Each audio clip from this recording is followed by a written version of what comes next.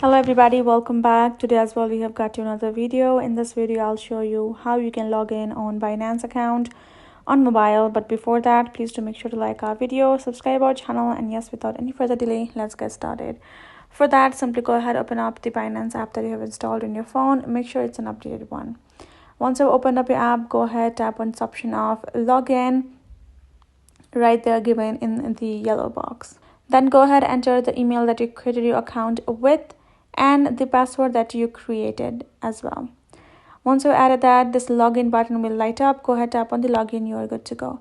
But in case you have forgotten your password, tap on the forgot password.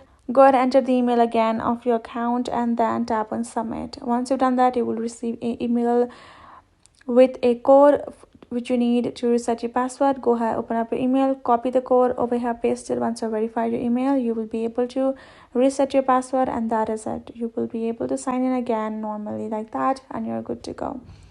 That is it for this video. If you got more questions, let us know in the comments below and we'll get back to you. So hope this video helped. Thank you so much for watching. I'll see you guys in our next video.